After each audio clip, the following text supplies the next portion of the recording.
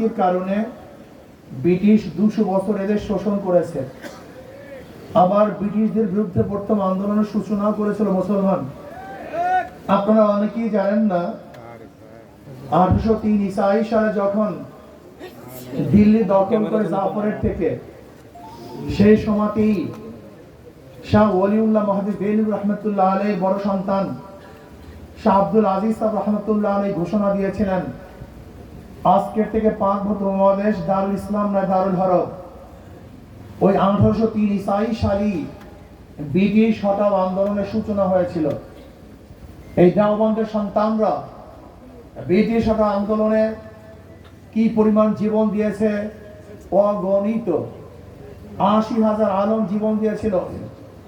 আপনারা জানেন 1857 ঈসাই সালে যে আজাদী আন্দোলন সিপাহী বিপ্লবের সূচনা হয়েছিল, সেই সিপাহী বিপ্লবের আজাদী আন্দোলনের নেতা ছিলেন হাজী ইমদাদুল্লাহ মুহাজির মক্কি রহমতুল্লাহ আলাইহি। প্রধান বিচারপতি ছিলেন রশিদ আহমদ গঙ্গুর রহমতুল্লাহ আলাইহি। সেনাপতি ছিলেন কাসেম নাম রহমতুল্লাহ আলাইহি। চাটনি চর থেকে শুরু করে খায়বার পর্যন্ত এমন কোনো গাছ ছিল না যে গাছের মধ্যে একজন আলেমকে ফাঁসিতে ঝুলানো হয়নি। হাজারো জীবনের বিনিময় আমরা ব্রিটিশ থেকে দেশকে মুক্ত করেছিলাম। ভেবেছিলাম এবার আমরা শান্তি পাবো, মুক্তি পাবো, বৈষম্য দূর হবে। কিন্তু ভারতবর্ষের সংখ্যাগরিষ্ঠ মানুষগুলি মুসলমানদের সাথে বৈষম্য করছে, তাদের অধিকার রক্ষা করছে না, সম্প্রদায়িকতা সৃষ্টি করেছে। মুসলমানরা চিন্তা করছে মুসলমানদের জন্য আলাদা ভূমির প্রয়োজন, যদি আলাদা ভূখণ্ড করতে পারি তাহলে মুসলমান শান্তি পাবে, মুক্তি পাবে, বৈষম্য দূর হবে। আবার মুসলমান 47 আন্দোলন করে পাকিস্তান নামে একটা দেশ গড়ছে। যে পাকিস্তানের দুইটা অংশ, পশ্চিম পাকিস্তান, পূর্ব পাকিস্তান। পশ্চিম পাকিস্তান ও পূর্ব পাকিস্তানের মধ্যে ব্যবধান 1700 কিলোমিটার। 1700 কিলোমিটার দূরত্বে দুইটা দেশ একই নামে ভারত থেকে আলাদা হওয়ার পিছনে কারণটা কি ছিল? এইটাই আমার মূল কথা। পশ্চিম পাকিস্তান পূর্ব পাকিস্তানের মধ্যে ব্যবধান কত কিলোমিটার? প্রায় 1700 কিলোমিটার দূরে।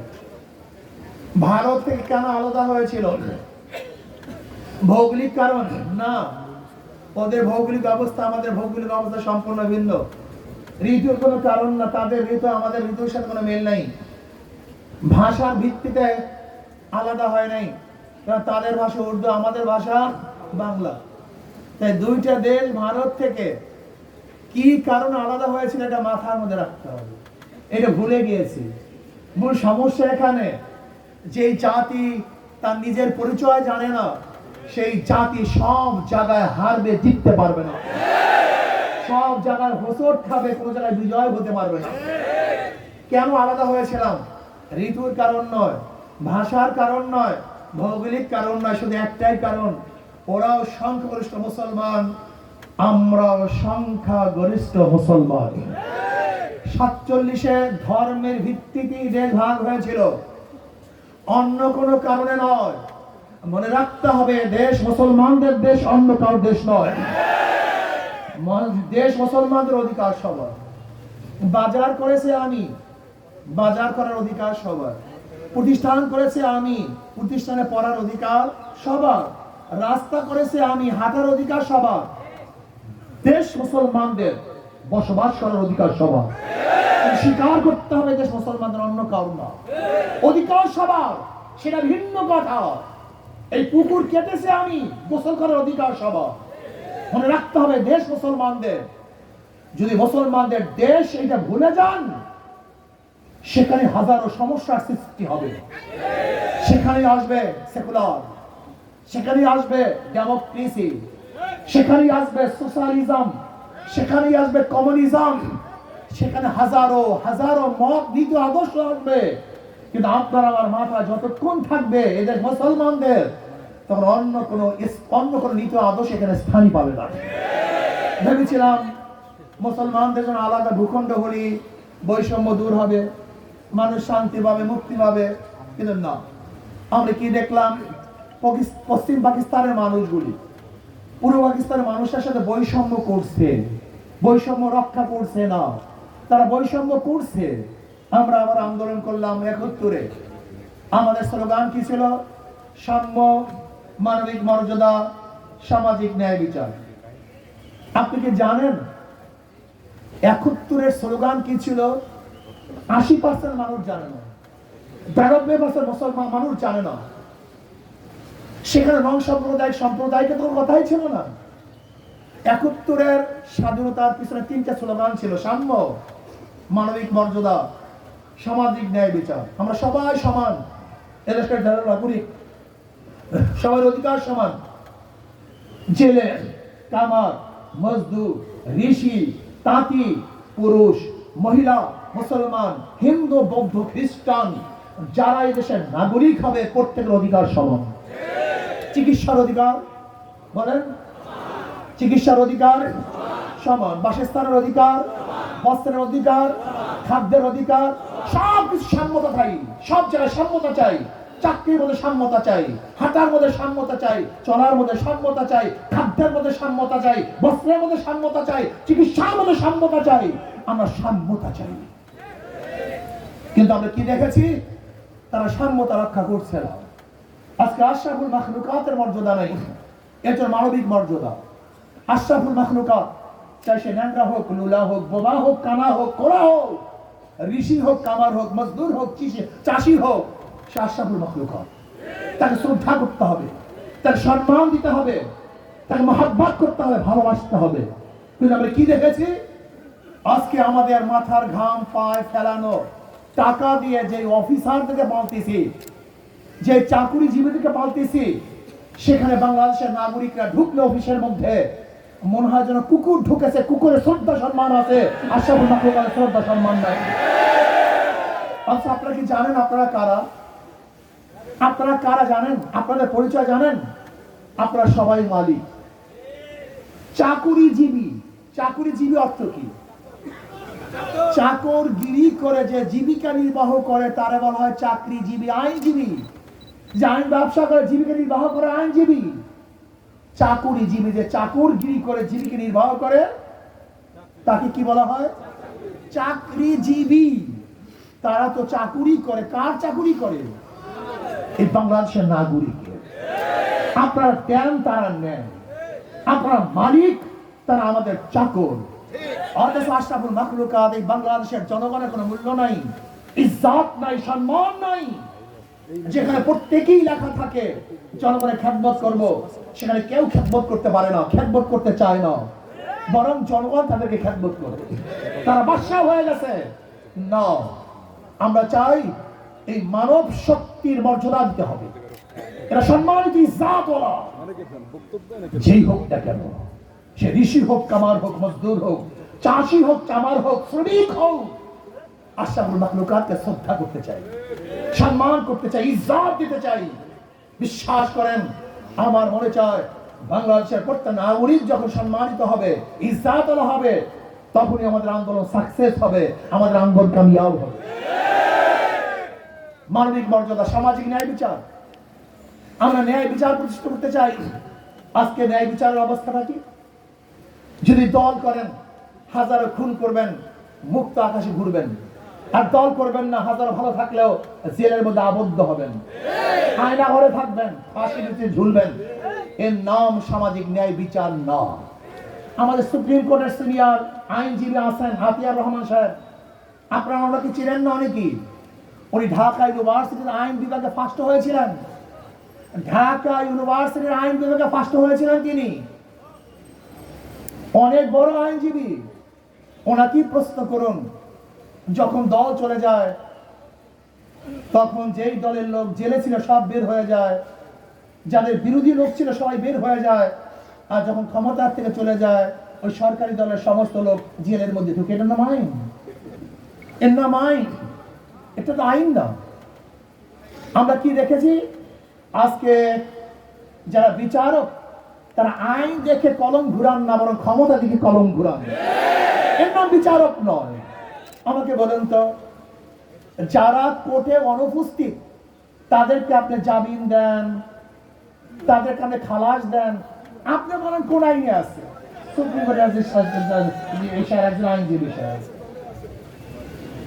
আমার সাংবাদিক বন্ধুরা, যদি কারোর বিরুদ্ধে সাজা হয়ে যায়, তাহলে সেই ব্যক্তি উপস্থিত হওয়ার আগে সাজা মওকুফ হয় কিভাবে?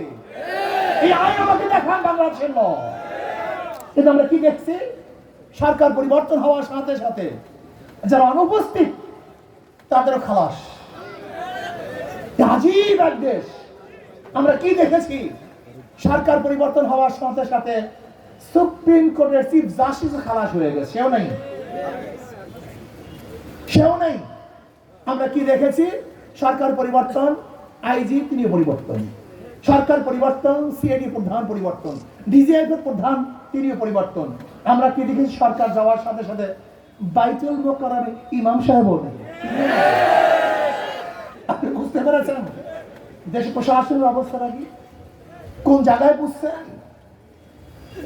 যারা ক্ষমতা আসবে চিন্তা করতেছে, মনে মনে কলা খাচ্ছে যে ক্ষমতায় যাব।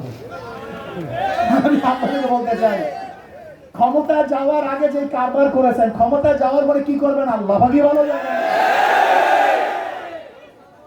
এখনো ক্ষমতা যেতে পারেন নাই, যাবেন ভাবছেন, এর মধ্যে সব দখল করে ফেলছেন।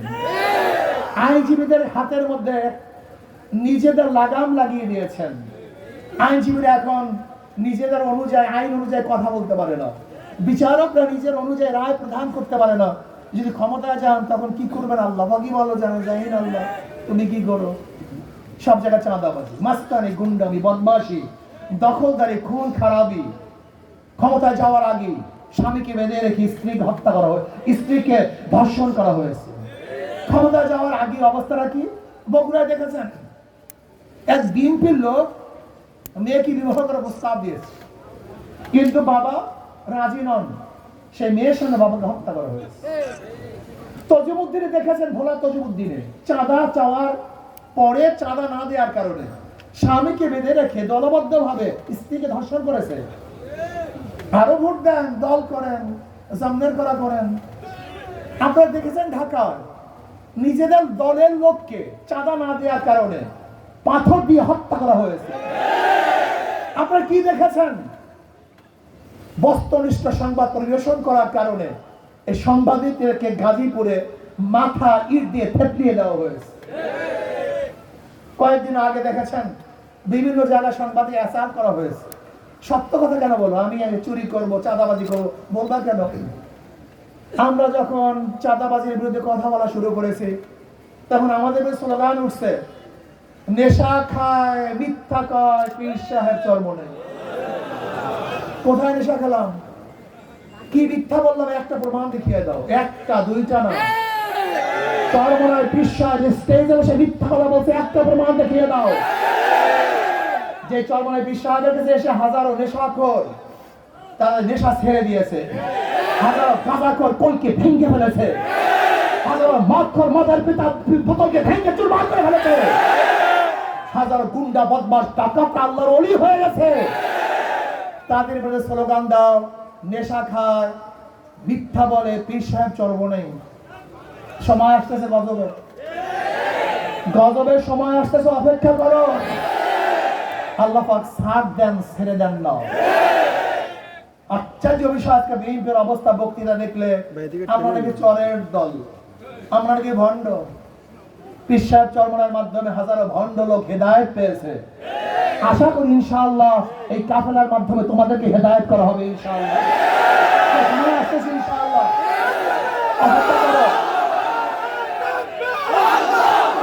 এক সাংবাদিক আমাকে প্রশ্ন করেছে, এক সাংবাদিক প্রশ্ন করেছে, হুজুর বিএনপির এত ভোট। আমি বললাম না, বিএনপিতে কোনো ভোট নাই। তো হুজুর কি বলেন, এত ভোট, সব জায়গায় সংগঠন। আমি বললাম বিএনপির কোনো ভোট নাই। এক সময় ভোট ছিল মুসলিম লীগের, এরপরে ভোট আসছে আওয়ামী লীগের, এরপরে ভোট চলে গেছে বিএনপি, এরপরে ভোট চলে গেছে জাতীয় পার্টি, এরপরে ভোট চলে গেছে জোট সরকারের কাছে। বিএনপি ভোট কই দিয়ে? ভোট তো পরিবর্তনশীল। জনগণ কেন ভোট দেয়? তার নিরাপত্তার জন্য। এই যে ঢাকা ইউনিভার্সিটিতে ছাত্রীরা কেন ভোট দিয়েছে? সবাই কি সেই দল করে? না, সবাই সেই দল করে না, নিরাপত্তার জন্য ভোট দিয়েছে। ঢাকায় নির্বাচনে হারছে কারা? বামপন্থীরা হারছে, রাম বামেরা ডুবছে এবং ভারতের কবর রচনা হয়েছে। এটা অন্য কিছু বিজয় নয়, এটা রাম বামদের বিরুদ্ধে বিজয়, এটা ভারতের কবরের বিজয়। মনে রাখতে হবে, এদেশের মানুষ জনগণ কেন ভোট দেয়? নিজের জান মাল ইজ্জতের রক্ষার জন্য। আমাকে অনেকেই প্রশ্ন করে, হুজুর আওয়ামী লীগের নেতারা পলায়ন করেছে কিন্তু অনেক ভোটাররা তো পলায় নেই, তাদের ভোট কোথায় যাবে? আমি বললাম, যাদের কাছে তাদের জান মালে নিরাপত্তা আছে তারা তাদেরকে ভোট দেবে। ওরা জানে কার কাছে জান মালে নিরাপত্তা। বাংলাদেশের হিন্দুরা জানে কাকে ভোট দিলে তারা নিরাপদ থাকবে, তাদের জান মাল ইজ্জতের কোনো ক্ষতি হবে না, তাদের সুন্দরী মেয়েগুলি রাস্তায় হাঁটলে উত্তেজনের শিকার হবে না, হিন্দু মেয়েরা ধর্ষিত হবে না, তাদের বাজারকে লুটপাট করা হবে না, ব্যবসা বন্ধ করা হবে না। তাদের কাছে নিরাপদ তারা ভালো মতো জানে। তারা জানে ওদের মার্কার মধ্যে ধোঁকাবাজি। যারা নৌকা নির্বাচন করে নৌকা চালাতে পারে না, যারা ধানের শীষে নির্বাচন করে যারা ধান কাটতে পারে না, যারা নাঙ্গল নির্বাচন করে কেউ নাঙ্গল চালাতে পারে না, যারা কুঠা নিয়ে নির্বাচন করে কেউ নিজের কাঠ কাটতে পারে না, যারা গরুর চাকা নির্বাচন করে নিজেরা গরুর গাড়ি চালাতে পারে না। সব মার্কাগুলি গরিবদের। নৌকা চালায় কারা? কথা বলেন। ধান কাটে কারা? নাঙ্গল চালায় কারা? কিন্তু যারা এই মার্কাগুলি নির্বাচন করে একটাও গরিব না। কথাটা বুঝাতে পারি নাই। তার মানে ধোঁকাবাজি। কিন্তু হাত পাখে এমন একটা প্রতীক যে হাত পাখা নির্বাচন করে সে ঘুরাতে পারে, যারা সমর্থন করে তারাও চালাতে পারে। হাত পাখা চালাতে পারে পুরুষরা, হাত পাখা চালাতে পারে মহিলা। হাত পাখা প্রয়োজন মুসলমানদের, হাত পাখা প্রয়োজন ভক্তিদের, খ্রিস্টানদের মধ্যে। হাত পাখা চালাতে পারে বড়রাও, হাত পাখা চালাতে পারে ছোটরাও। শোনেন, কারো মজার কথা, একটা হাত পাখা দেখি। এই যে হাত পাখা, শোনেন, ঘুমের সময় কাজ মার্কা বুকের উপরে থাকে না, ঘুমের সময় নৌকা বুকের উপরে থাকে না, নাঙ্গল না, ধানের শীষ না, গরুর চাকার না, কুঠার না, কিন্তু ঘুমের সময় যেই মার্কাটা পরিধান করে থাকে সেইটা নাম হাত পাখা। কারেন্ট ফেল করে হাত পাখা ফেল করে না। হাত পাখা শুধু মুসলমানকে শান্তি দেয় না, হাত পাখা শান্তি দেয় হিন্দু বৌদ্ধ খ্রিস্টানদেরকেও। হাত পাখা শুধু বড় লোকের প্রয়োজন না, হাত পাখা প্রয়োজন গরিবদেরও। আমি বিশ্বাস করি হাত পাখা বিজয় হবে তো জনগণ বিজয় হবে, হাত পাখা বিজয় হবে, দেশ বিজয় হবে ইনশাআল্লাহ। প্রিয় ভাইরা আমার, ইসলামী আন্দোলন বাংলাদেশ কি চায় আপনারা জানেনই না কি চায়? আজকে যারা সাংবাদিক আছেন, যদি সরকার পরিবর্তন হওয়ার পরে আপনাদেরকে পালাতে হয়, তা কি সংবাদ পরিবেশন করেছেন? আজকে আওয়ামী লীগ যাওয়ার পরে হাজারো সাংবাদিক দেশে নাই, চলে গেছে। এর নাম সাংবাদিক? এর নাম সাম্প্রদায়িকতা? এই সাংবাদিকতা না, ভুল করেছেন। সাংবাদিক অনুরোধ করব, যদি আমি মিথ্যা হই আমার ব্যাপারে মিথ্যা কথা বলবেন। যে মিথ্যা, এ মিথ্যুক। আমি যদি সত্যবাদী হই আমাকে সত্যবাদী বলবেন। লালকে লাল বলা, কালোকে কালো বলা, সাদাকে সাদা বলা আপনাদের দায়িত্ব। আপনার পক্ষপাতিত্ব করবেন কেন? চোরদের বিরুদ্ধে কথা বলবেন, ধোঁকাবাজের বিরুদ্ধে কথা বলবেন, চাঁদাবাজের বিরুদ্ধে কথা বলার দায়িত্ব আপনাদের। আসুন আমরা সম্মিলিত ভাবে 53 বছর যাদের কাছে রাষ্ট্র দিয়েছি, তারা দুর্নীতিতে রাষ্ট্রকে 5 বার চ্যাম্পিয়নশিপ করেছেন। বিএনপির এখন স্লোগান কি? জিয়াউর রহমান সাহেব এটা করছে, জিয়াউর রহমান সাহেব এটা করছে। আজকে বলেন তো, জিয়াউর রহমান সাহেবের আদর্শের বুলি দিয়ে, এই বক্তৃতা দিয়ে সত্তা সাহেবকে ক্ষমতায় আসছিল না, কিন্তু সে কে করেছে? জিয়াউর রহমান সাহেব এটা করছে, সেইটা করেছে। 91-তে এই স্লোগানের মাধ্যমে খালেদা ক্ষমতায় আসে নাই। সে কি করেছে? জিয়াউর রহমান সাহেব এটা করেছে, তার আদর্শ দিয়ে 2001-এ বিএনপি ক্ষমতায় ছিল না। তারা কি করেছে? হ্যাঁ, কি করেছে আমরা জানি। এই বিএনপি 91 থেকে 2001 পর্যন্ত, 2006 পর্যন্ত দেশকে দুর্নীতিতে 5 বার চ্যাম্পিয়ন করছে। কয়বার? 1-2 বার না, গোটা বিশ্বের মধ্যে দুর্নীতিতে 5 বার চ্যাম্পিয়নশিপ করছে বিএনপি। আর আগামীতে যদি আল্লাহ না করুক, জানি না, আমার বিশ্বাস হয় না জনগণ তাদেরকে ভোট দেবে। কোন চাঁদাবাজ, গুন্ডা, বদমাশ, মাস্তান এবং ধর্ষককে জনগণ ভোট দেবে আমার বিশ্বাস হয় না। যাদের মাথার মধ্যে ঘিলু আছে, যাদের মাথার মধ্যে ঘিলু নাই, আরে পাগল তো যা ইচ্ছা তাই করতে পারে, সেটা ভিন্ন কথা। কিন্তু যাদের বিবেক আছে, বুদ্ধি আছে, চক্ষু আছে, তারা কোনো অবস্থাতেই, যারা ক্ষমতায় যায় নাই সেই অবস্থায় এই যদি যায়, এই দোকান খুলতে পারবেন না, আল্লাহর ব্যবসা করতে পারবেন না, ধারণা করি আল্লাহ না করে সুন্দর মেয়েরা রাস্তায় হাঁটতে পারবেন না। আর হিন্দুদের অবস্থা কি হয় আল্লাহ কি ভালো জানে, জানি না। আসুন না, জীবন বড় ওদেরকে পরীক্ষা করেছেন, একটা বার ইসলামকে পরীক্ষা করুন। কয়টা বার? মাত্র একটা বার। অনুরোধ করছে, 2 হাত জোর করে। ওদেরকে বারবার পরীক্ষা করেছেন, বারবার ফেল করেছে, আবার পরীক্ষা করেছেন, আবার ফেল করেছে। ওদেরকে বার জিয়াউর রহমান সাহেব পরীক্ষা করেছেন, সত্তা সাহেবকে পরীক্ষা করেছেন, খালেদা জিয়াকে পরীক্ষা করেছেন 2 বা 3 বার। কয়বার? 15 ফেব্রুয়ারি এক নির্বাচন হয়েছিল 96-তে, সেখানে কিন্তু খালেদা জিয়া প্রধানমন্ত্রী হয়েছিল। খালেদা জিয়া এট এ টাইম 3 বার প্রধানমন্ত্রী ছিলেন, 91 থেকে 96, 15 ফেব্রুয়ারি নির্বাচনেও এককভাবে নির্বাচন করে মাত্র 16 দিনের জন্য প্রধানমন্ত্রী ছিলেন। তা আপনারা জানেন না? বুঝা গেছে তো সব। বাঙালি গোষ্ঠীর ভোলার স্মৃতি শক্তি 40 দিন। এই যে আওয়ামী লীগ যা কিছু ঠ্যাঙ্গাইছে 40 দিন পর সব ভুলে যাবে, কোনটা শুনে এটা ফেরেস্তা। এরা এই জাতির অভ্যাস, এরা সব ভুলে যায়, এরা ভোলা গোষ্ঠী। আচ্ছা বলেন তো, বিএনপি এত ভালো, তাহলে 2006-তে তাদের বিরুদ্ধে আন্দোলন করলেন কেন? মাইনুদ্দিন ফখরুদ্দিন আসলো কেন?